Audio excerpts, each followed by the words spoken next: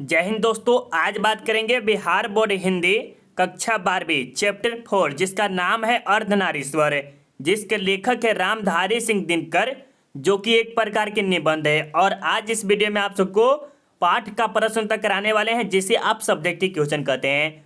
तो आप इस वीडियो को शुरू से लेकर अंत तक जरूर देखिएगा, क्योंकि यह वीडियो आप सबके लिए बहुत इंपॉर्टेंट है। तो आप इस वीडियो को शुरू से लेकर अंत तक जरूर देखिएगा। अब चलिए हम यहाँ से स्टार्ट करते हैं। उससे पहले मेरे दोस्त एक बात और समझ लीजिए, चैप्टर 4 जिसका नाम है अर्धनारीश्वर, और इसका आपका फुल एक्सप्लेनेशन हो गया है, और अभी तक आपने नहीं देखा है तो जाकर जरूर देखिएगा, जिसका लिंक आपको आई बटन में, तब ये वीडियो देखिएगा तब आपको और अच्छे से समझ में आएगा।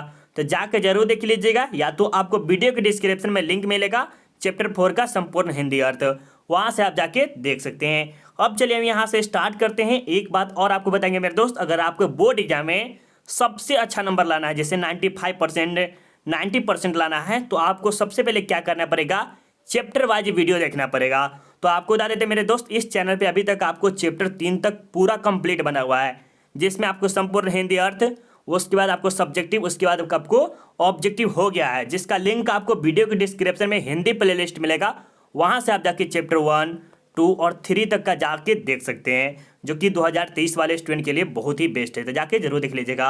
अब चलिए हम यहाँ से स्टार्ट करते हैं, और चैनल को अभी तक सब्सक्राइब नहीं किया, सब्सक्राइब कर लीजिएगा, क्योंकि आपको चैप्टर 4 इसी में देखना, 5 भी इसी देखना है, और लास्ट में आपको महामैराथन क्लास होगा MBBI सब्जेक्ट इसी पे मिलेगा। तो आप हमें चैनल को सब्सक्राइब वाले बेल आइकन कॉल कर लीजिए, और PDF के लिए टेलीग्राम ज्वाइन कर लीजिएगा, जिसका लिंक आपको वीडियो के डिस्क्रिप्शन में मिल जाएगी। अब चलिए हम यहाँ से स्टार्ट करते हैं, और आपको क्या करना है, शांतिपूर्वक से देखना है और समझना है, और उम्मीद दिलाते हैं कि इस वीडियो को देखने के बाद आपको दूसरा वीडियो देखने की कोई ज़रूरत नहीं होगी। ठीक है, चलिए अब हम यहाँ से स्टार्ट करते हैं। थोड़ा सा कलर चेंज कर लेते हैं तो अच्छा रहेगा, ठीक है, क्योंकि यहाँ पर लाल लाल बहुत ज़्यादा है। तो यहाँ पर देखिए क्या कह रहा है, यदि संधि की वार्ता कुंती और गांधारी के बीच हुई होती तो बहुत संभव था कि महाभारत न मचता। लेखन के इस कथन से आप क्या सहमत है, अपना पक्ष रखिए। इसका अर्थ समझिए। संधि का अर्थ होता है युद्ध। क्या होता है, युद्ध।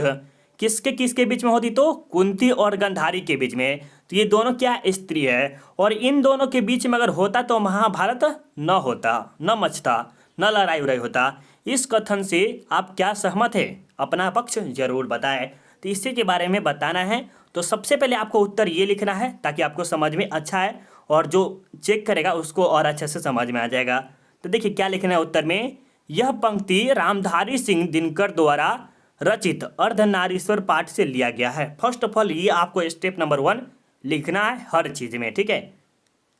इसमें रामधारी सिंह दिनकर कहते हैं कि कृष्ण और दुर्योधन के बीच न होकर, मतलब कृष्ण और दुर्योधन के बीच में जो चला था 18 दिन का महाभारत युद्ध, उसके बारे में कह रहा है। न होकर, उन दोनों के बीच में न होगी, मतलब कि इन दोनों को हटा दिया जाए। गंधारी और कुंती के बीच युद्ध हुआ होता तो संभव नहीं था कि महाभारत होता। और यहाँ पर कृष्ण और दुर्योधन को हटाकर गंधारी और कुंती के बीच में जब युद्ध होता तो महाभारत नहीं होता, ठीक है। पुरुष को युद्ध के समय यह भी नहीं पता होता है कि उसके रक्तपात के पीछे सिंदूर बहने वाली का क्या हाल होगा। मतलब जो पुरुष होता है ना, उसे कुछ नहीं पता होता है कि जब युद्ध लड़ाई वड़ाई करता है तो उसे ये पता नहीं होता कि मेरे पीछे कोई है, ये नहीं सोचता है, ठीक है। अभी के ज़माना में भी होता है और पहले भी होता था। दिनकर जी का यह कहना है कि बहुत ही सही है, क्योंकि पुरुष कठोर और स्वभाव के उग्र होते हैं। ये जो पुरुष होते हैं ये क्या होते, कठोर होते हैं, स्वभाव के उग्र होते हैं, और स्त्री क्या होती, कोमल होती है, स्वभाव से भी सब चीज़ से, ठीक है। लेकिन महिला कोमल और कठोर नहीं होती है, महिला कठोर नहीं होती है प्लस और कोमल होती है, एकदम सीधा साधा होती है। तो वही बताया जा रहा है इसमें। आपको हम कहते हैं 100% आपको उम्मीद दिलाते हैं कि आपको समझ में आ गया होगा, क्योंकि ऐसा पढ़ा देते हैं कि आपको समझ में ही आ जाएगा, माइंड में सेट। सबसे पहले आपको लिखना है कि गंधारी और किसके बीच में युद्ध हुआ था, तो कृष्ण और दुर्योधन के बीच में होता। तो इन दोनों का हटा के गंधारी और इसके बीच में होता तो युद्ध नहीं होता। तो फर्स्ट ऑफ ऑल आपको 1 नंबर समझ में आ गया। चलिए अब चलते, देखिए अगर आपको 12th क्लास का ऑल नोट चाहिए तो आप हमें इस नंबर पर संपर्क कर सकते हैं, जिसमें आपको हिंदी का ऑब्जेक्टिव, सब्जेक्टिव सभी के सभी चीज़ टोटल चीज़ मिलेंगे, प्लस इंग्लिश का भी कुछ आपको मिल जाएगा इस चैनल पे। तो आप हमें संपर्क कर सकते हैं इस नंबर पे, ठीक है।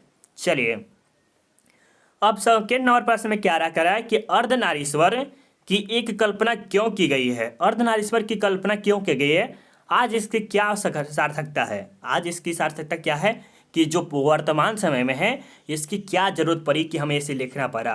तो देखिए सबसे पहले आपको उत्तर में यही देना है जो कि आपको 2 नंबर जरूर ला देगा, ठीक है।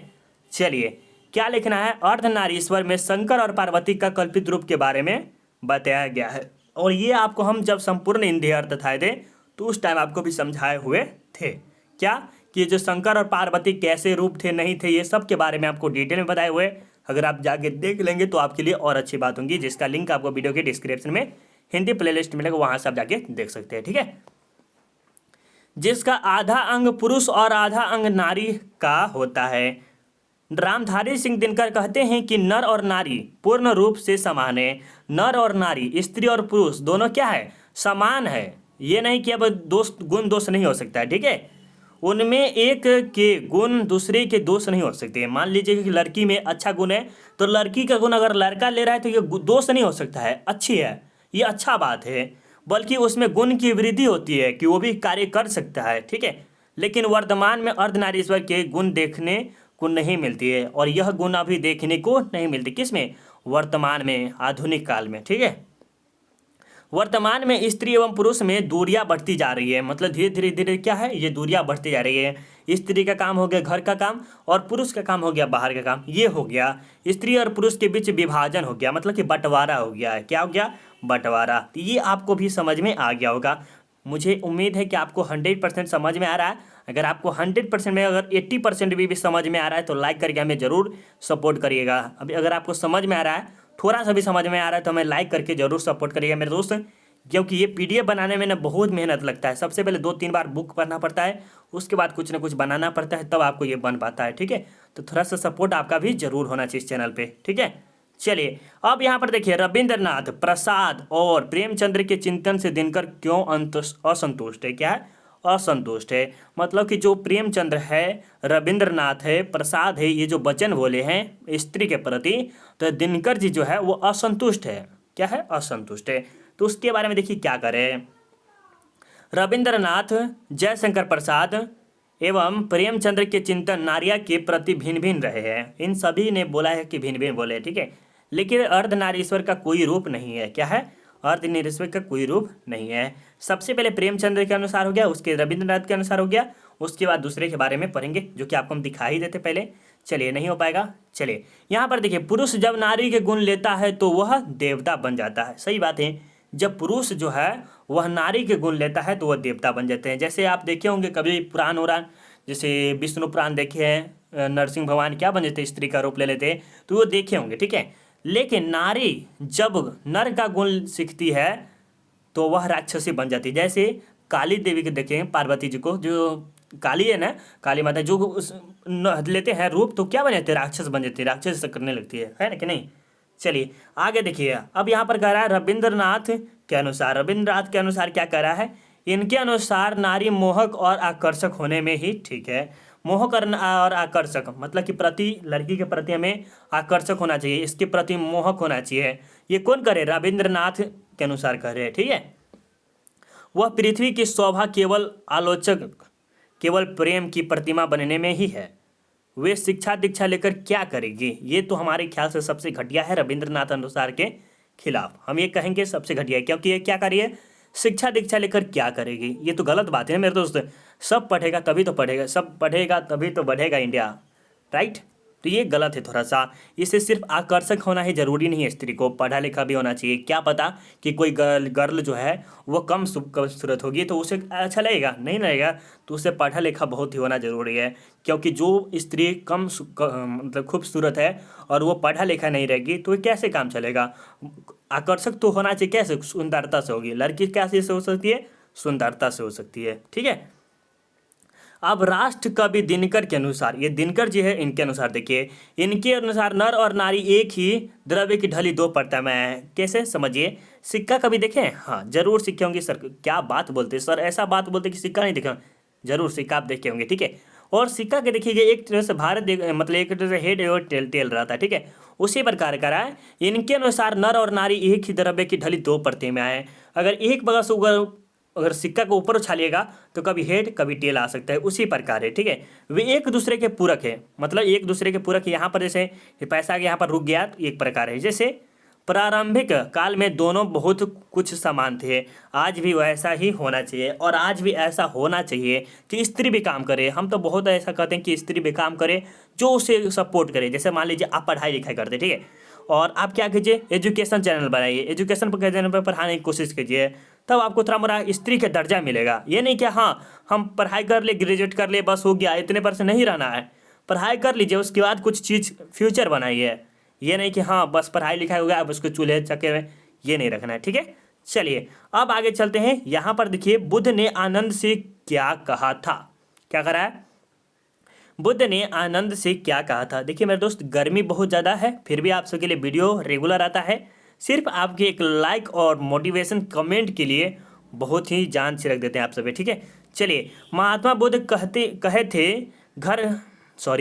घर बार राजपाट पत्नी पुत्र को छोड़कर मुक्ति प्राप्त हेतु वह संन्यास चले गए थे। कौन तो बुद्ध, आपको पता है, जो कि इसको ज्ञानवान की प्राप्ति होती है, हिस्ट्री पढ़िएगा आपको पता होगा, ठीक है। उन्होंने गृहस्थ जीवन मुक्ति मार्ग में बाधक होता है। क्या कहा, गृहस्थ जो जीवन, घर का जो कार्य होते हैं, वह मुक्ति में जो होता है वो बाधा होता है। क्या होता है, बाधा होता है। जिन्होंने नारियों को भी भिक्षुणी बनाने की अनुमति दे दी है। क्या है, नारियों को भिक्षुणी बना दी है, मतलब कि वह मुक्त उक्ति पाने के लिए, मतलब पति होती से मोह सब छुड़ाने के लिए वह क्या कर सकते हैं, भिक्षुणी बन सकती है। एक दिन बुद्ध ने थोड़ा पश्चाताप के साथ आयुष्मान आनंद से कहा कि आनंद, मैंने जो धर्म चलाया है वह 5 सहस्त्र वर्ष तक चलने वाला था, किंतु अब वह केवल 500 वर्ष ही चलेगा, क्योंकि नारिया को मैंने भिक्षुणी होने का अधिकार दे दिया है, ठीक है। ये जो था 5 सहस्त्र वर्ष तक चलने वाला था, लेकिन उसको क्या कर दिया, स्त्री के कारण 500 वर्ष ही चलेगी, ठीक है। तो ये याद रखिएगा, बहुत इंपॉर्टेंट है। अब चलिए यहाँ पर देखिए, स्त्री को अहेरीन, नागिन और जादूगरनी कहने के पीछे क्या मानसा होती है। क्या ऐसा कहना उचित होगा। मान लीजिए स्त्री को नागिन और जादूगरनी कहना, नहीं कहता है वाह भाई क्या जादू की है मेरे शरीर पे, कि हम उसे देखते ही रह गए, नागिन की तरह चलती है। ऐसा सुने हैं ना, कभी कभी जब दोस्त बात करेगा उस टाइम कहता है भाई कितना नागिन की तरह चल रही है, ठीक है। और जादूगरनी है कि पूरा मुझे हिला डाला है। ये ऐसा होता है जब लड़का के बारे में बोले हैं।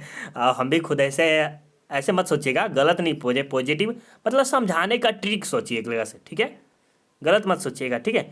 नारी के बारे में अंग्रेजी लेखक बर्टन शो ने नारी को अहेरीन और नर को अहेर माना है। क्या माना है, नारी को अहेरीन और नर को अहेर माना है। कुछ कवि तो नारी को नागिन या जादूगरनी समझती है, मतलब कुछ ऐसे कवि भी है जो नारी के नागिन और जादूगरनी की समझती है, लेकिन यह अनुचित है, यह झूठ है। वास्तव में नर और नारी दोनों में विकार है। क्या विकार है, दोनों के मिलके ही एक अच्छा सा विकार उत्पन्न हो सकता है, ठीक है। तो ये मेरे ख्याल से और अच्छा से आपको समझ में आ गया होगा। चलिए अब आपके सामने कुछ ही प्रश्न है, जो कि 10 प्रश्न शायद होगा, 10 कुछ ही होगा, तो लास्ट तक बने रहिए, मज़ा आ रहा होगा मुझे पता है, ठीक है।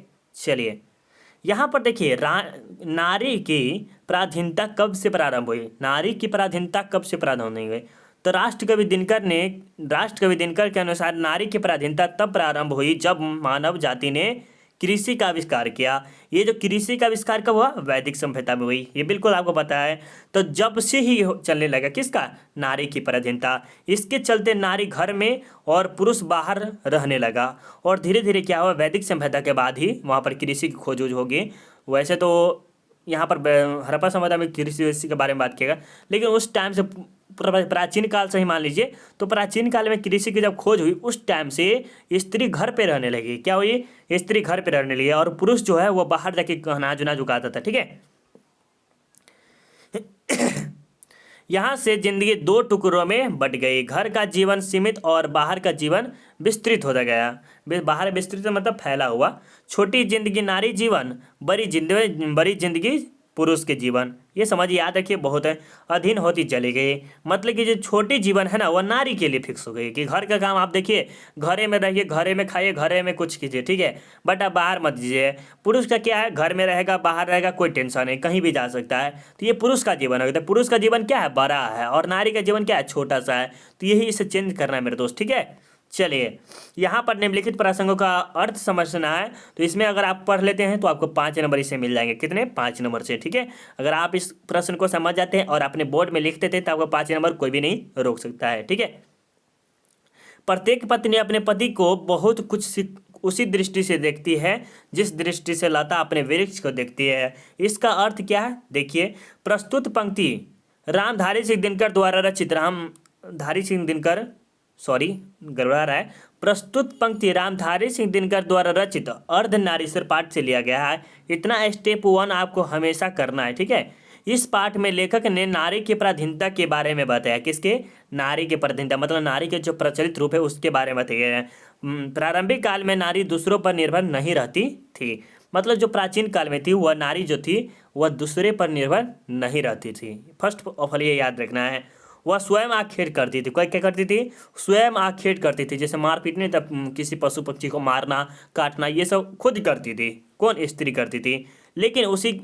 लेकिन कृषि के आविष्कार होने से नारी पुरुष पर निर्भर होने लगी। क्या हुई? जब कृषि का आविष्कार हुआ तो नारी जो है ना वह किस पे? पुरुष पे निर्भर होने लगी। जिस प्रकार लता अपने अस्तित्व के लिए वृक्ष पर निर्भर रहती है, और क्या हुआ? जो लता है ना अपने वृक्ष पर निर्भर हो गई थी, उसी प्रकार पत्नी अपने पति पर निर्भर होने लगी। आज प्रत्येक पुरुष अपनी पत्नी को फूलों सा आनंदमय समझता है, मतलब अपनी पत्नी को इतनी कोमलता के साथ रखती है कि इसे थोड़ा सा भी चोट फोट न लगे, अच्छा से रखती है।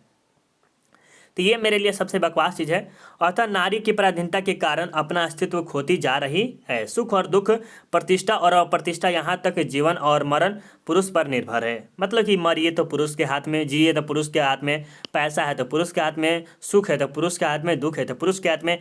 मतलब पूरा चीज़ जो है आपको जो नारी है वो पूरा पूरा आश्रित किस पे है? पुरुष पे है। हम तो कहते हैं कि आप ग्रेजुएट कीजिए, मतलब कि BA कर लीजिए, उसके बाद कुछ अच्छा सा जॉब कीजिए, पढ़ाई लिखाई कंटिन्यू रखिए, कभी मत छोड़िए। अगर आपके घर की स्थिति अच्छी है तो, नहीं अच्छी है तो आप ज़रूर यूट्यूब पे आइए या तो कुछ अलग करिए। यूट्यूब पे ब्लॉग कुछ भी बना सकते हैं। यूट्यूब जरूर नहीं कि एजुकेशन चलिए, नहीं आता है तो कुछ दूसरे भी बनाइए, कुछ बनाइए लेकिन ज़रूर। ठीक है, चलिए अब आगे चलते हैं। यहाँ पर आपके सामने, जिस पुरुष में नारी नहीं हो वह अपूर्ण है। क्यों? जिस पुरुष में नारी नहीं वह क्या है? अपूर्ण है। कैसे? यहाँ पर देखिए, उत्तर में देखिए, प्रस्तुत पंक्ति रामधारी सिंह दिनकर द्वारा रचित अर्धनारीश्वर निबंध पाठ से लिया गया है। ये फर्स्ट ऑफ ऑल 1 नंबर का आपका स्टेप करना है। 1 नंबर आपको इस नंबर से मिलेंगे, सब्जेक्ट लिखिएगा तब। लेखक इस पाठ के माध्यम से कहना चाहते हैं कि पुरुष में नारीत्व नहीं है, पुरुष में नारीत्व नहीं है तो वह अपूर्ण है। सही बात है। मान लीजिए आप लड़का है और लड़का के अंदर कोई खाना बनाने का गुण नहीं है, कुछ काम करने का गुण नहीं है जो कि गर्ल करती है, तो वो क्या है? अपूर्ण है। अतः प्रत्येक नर को एक हद तक नारी बनना आवश्यक है। ये याद हो गया? बहुत अच्छा, गजब मेरे दोस्त, तालियां बजा दे आपके लिए। चलिए, ये आपका 9वां प्रश्न है और इसके बाद आपका 10 नंबर प्रश्न आएगा, जो कि 10 नंबर आपको खुद से खुद करना है। ठीक है, चलिए यहाँ पर थोड़ा सा हम पानी पी लेते। ठीक है, चलिए आप देखिए, यहाँ पर आपका लास्ट नहीं एक और प्रश्न है। जिसे भी पुरुष अपना कर्म क्षेत्र मानता है वह नारी का भी कर्म क्षेत्र है। कैसे? मतलब कि जो पुरुष है वह कर्म क्षेत्र मानता है अपने जगह को, वो भी नारी भी कर्म क्षेत्र कैसे है इसके बारे में बताना है। तो देखिए, रामधारी सिंह दिनकर ने अपने निबंध अर्धनारीश्वर में नर और नारी के गुण पर प्रकाश डाला है। ये बिल्कुल, ये हम कहते हैं कि बेस्ट आपको लाइन देखने को मिली रामधारी सिंह दिनकर का। ठीक है, नर में नारी का गुण होना चाहिए और नारी में पुरुष का गुण होना चाहिए। बिल्कुल सही बात है। जैसे नारी है उसमें क्या होना चाहिए? पुरुष का गुण होना चाहिए, और पुरुष में क्या होना चाहिए? स्त्री का गुण होना चाहिए। यह रामधारी सिंह दिनकर का कथन है। क्या है? कथन है। वचन कर सकते, कथन कर सकते, कुछ भी कर सकते हैं। यह कथन सत्य है कि जिसे भी पुरुष अपना कर्म क्षेत्र मानता है वह नारी का भी कर्म क्षेत्र है। दोनों का हो सकता है। नारियां ने दुनिया में ऐसे कर दिखाया है कि आज नारी सेना, विज्ञान, सिविल सेवा, खेल सभी क्षेत्रों में पुरुषों की कंधे से कंधा मिलाकर चल रही है। बिल्कुल 100% राइट बोल रही है। देखिए, आज के जो जमाना है दुनिया में अभी देखा जाए तो जितना पुरुष करता है ना उतना स्त्री भी कर रही है। कैसे? तो देखिए कोई कोई यूट्यूब पे आ रहा है, कोई कोई ऑफिशियल जॉब कर रहा है, कोई कोई सरकारी जॉब ले रहा है, कोई कोई सिविल सेवा में बन जा रहा है, कोई कोई विज्ञान क्षेत्र में जा रहा है। हर क्षेत्र में, फील्ड होल्ड में, सब चीज़ में जा रहा है। कौन? गर्ल भी जा रही है। बॉय का कंधा पे कंधा मिला के चल रही है एक लेकर से देखा जाए तो। ये प्रश्न आपको कैसा लगा? ये प्रश्न तो मेरे लिए बहुत ही बेस्ट था, क्योंकि अच्छा लगा है मुझे पढ़ के। चलिए अब आके देखिए, एक बात और बताएंगे कि अगर आपको 12th क्लास का ऑल नोट चाहिए तो आप हमें इस नंबर पर संपर्क कर ही लीजिएगा, ठीक है। चलिए ये देखिए, आपका 10 नंबर प्रश्न आपको खुद उत्तर देना है कि अर्धनारीश्वर निबंध में दिनकर जी के व्यक्त विचारों को सारांश रूप में लिखे हैं। आपको सारांश के रूप में लिखना है किसके? दिनकर जी के बारे में, ठीक है। अगर आपको पीडीएफ चाहिए तो सबसे पहले आपको क्या करना पड़ेगा, अपने भाई को क्लास 10th के बारे में, जो आपके भाई बहन होंगे ना क्लास 10th में, उसे जरूर बताइएगा यूट्यूब चैनल का नाम, जिसका नाम है RDX सेल्फ स्टडी, ठीक है। RDX self study. अगर आपको पीडीएफ चाहिए तो टेलीग्राम ज्वाइन कर लीजिए, जिसका लिंक आपको वीडियो के डिस्क्रिप्शन में मिलेगा। अब चलिए मिलते हैं आपको ऑब्जेक्टिव में। ऑब्जेक्टिव और धमाकेदार होगा, तो ऑब्जेक्टिव के लिए चैनल सब्सक्राइब कर लीजिए, बेल आइकन कॉल कर लीजिएगा और प्यारा सा कमेंट करके जरूर बताइए कैसा लगा वीडियो। Bye bye. अभी मिलते हैं अगले वीडियो। Bye bye.